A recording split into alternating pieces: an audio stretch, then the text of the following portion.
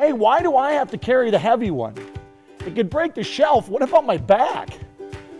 When it comes to keeping your boat from floating away, I guess it's good to have an anchor made from something nice and heavy, like these cast iron fishies.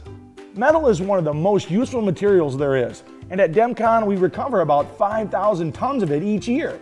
Some of this comes from the cans and other metal items that go into your recycling carts at home.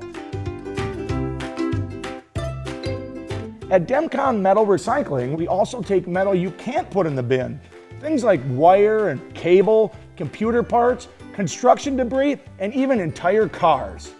Most of the aluminum that Dem-Con collects comes from soda cans, and 60 days later, it usually ends up right back on the shelf as a brand new can or other product.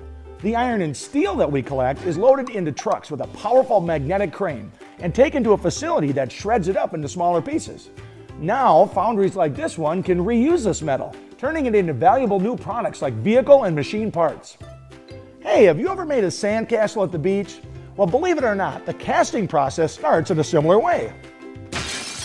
Except instead of buckets and shovels, powerful machines squeeze damp sand into just the right shape to form the complex molds used to create iron castings.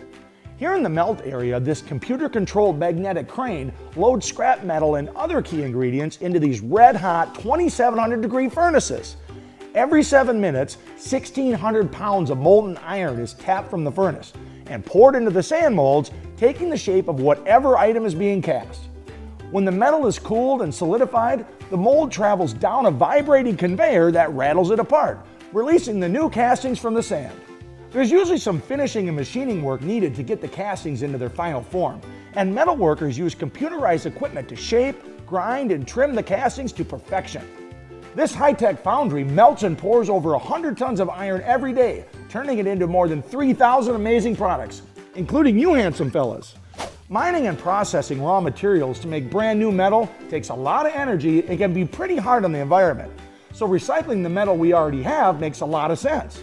In the United States, about half of our cans still aren't recycled, and I know we can do a whole lot better.